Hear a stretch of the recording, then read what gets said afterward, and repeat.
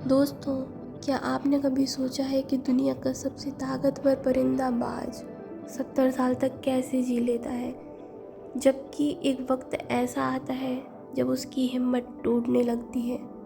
बाज की उम्र जब 40 साल की होती है तो उसके शरीर में 3 बड़े बदलाव आते हैं। पहला बदलाव, उसके पंजे इतने लंबे और लचीले हो जाते हैं कि वो शिकार नहीं पकड़ पाता।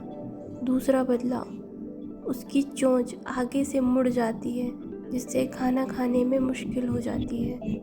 तीसरा और सबसे बड़ा बदलाव, उसके पंख इतने भारी हो जाते हैं कि उड़ना एक बोझ बन जाता है उसके लिए।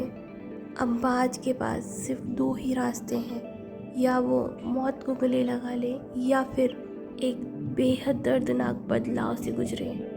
वो चुनता है दूसरा रास्ता, संघर्ष का रास्ता।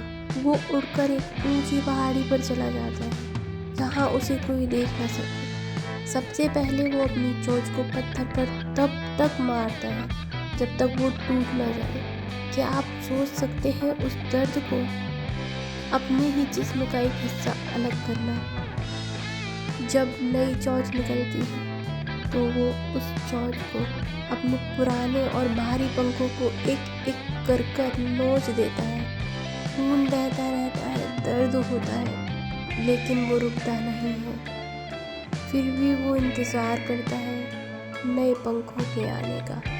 5 महीने के इस भयानक दर्द के बाद बाज को मिलती है एक नई जिंदगी।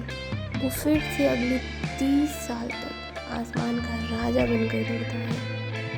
हमारी ज़िंदगी भी कुछ ऐसी ही है।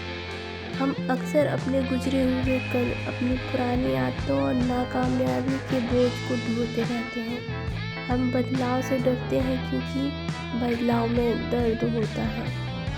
लेकिन याद रखना, अगर आपको वो चाहिए जो आज तक नहीं मिला तो आपको वो करना पड़ेगा जो आपने आज तक नहीं किया।